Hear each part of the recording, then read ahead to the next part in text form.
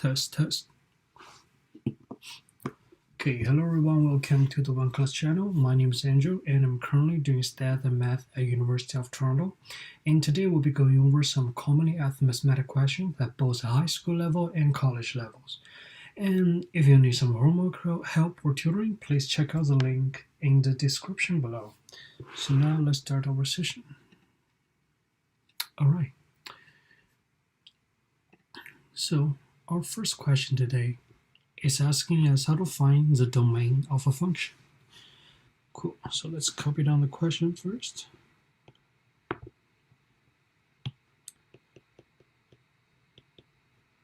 How to find the domain of a function. Right. So functions are often described as a machine in a box that is open on two ends, and you put something into it in one end of the box, and it gets changed inside the box, and then the result pops up to the other end. And the function is a machine inside the box, and it is defined by what it does to whenever you want to, whenever you put into it. So here's the function, and then we put something into this function, and then we will get our result. So a mapping of function, I'll write this part down. A mapping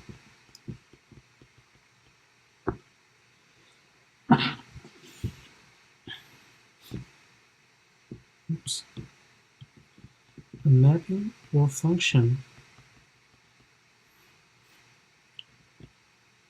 f in AB from set A to set B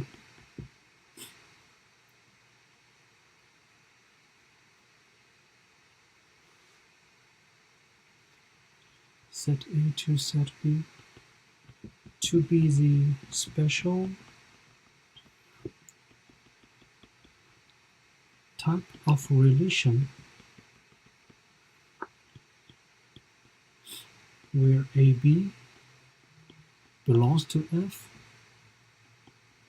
for every element A belongs to A. There exists a unique element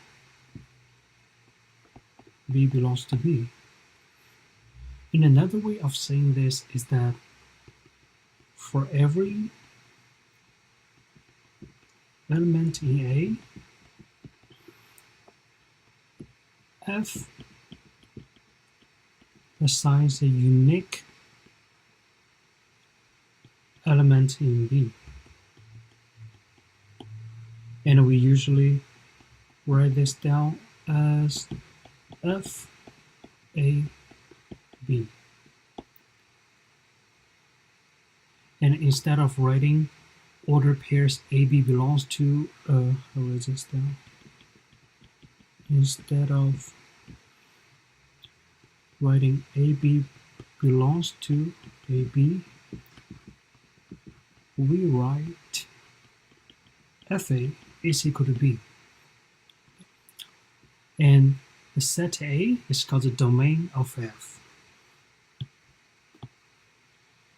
Set A is called the domain. It's called the domain of F, and FA is equal to FA belongs to B. It's called the range.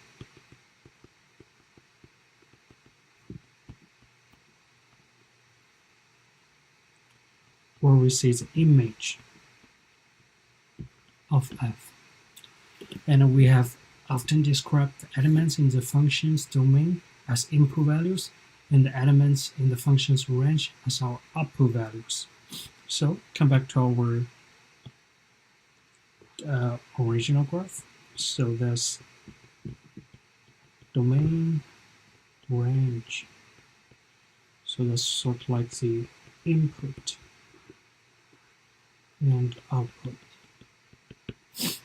Right.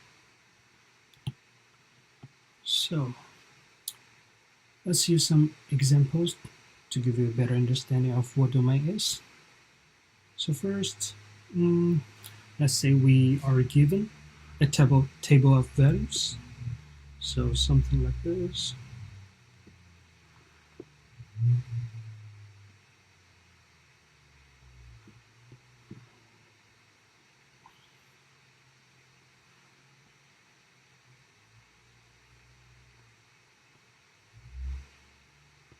So that's x and y.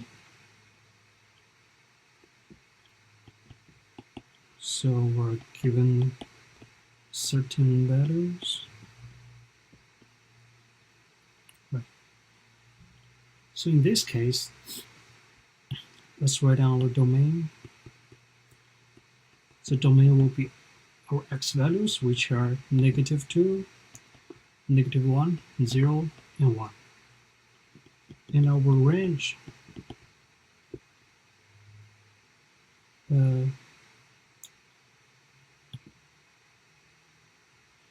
let's say, will be our y value, which is still 0, -2, -1, 0, and 1.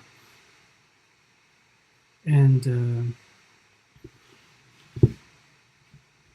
so that's the first example. The second example, let's say we're given a function that is defined by fx is equal to x squared minus 2x plus 1. So in this case, we need to think all possible values of x that will satisfy the given function.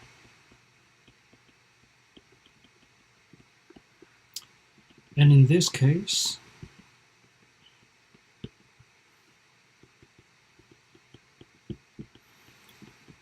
the possible values of x are a set of real numbers.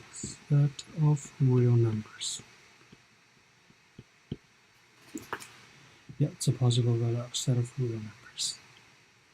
So x could be anything from real numbers.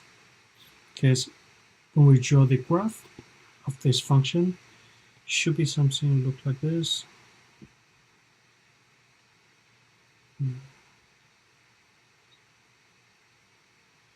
Oops.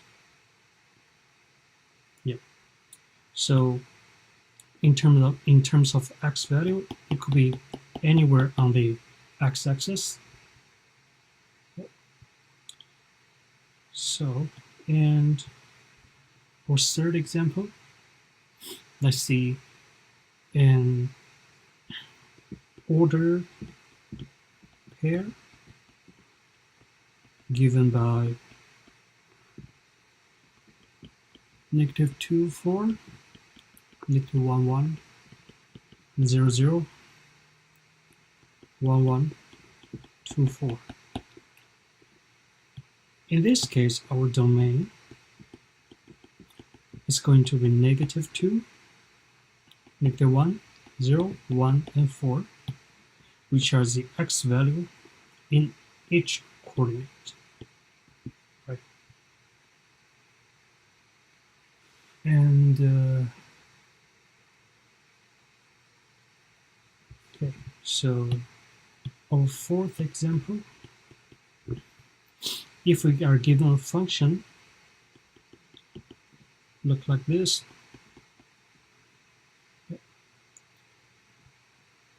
so as you can see, the x part is as a denominator, is as a bottom. So in order to make this function valid, we need to make sure the denominator cannot be equal to 0, which means x minus 1 cannot be equal to 0, which gives us x cannot be equal to 1. Therefore, the domain for fx is x belongs to real numbers and x cannot be equal to 1. Yep, so that's all we have for this question. Let's leave a comment there.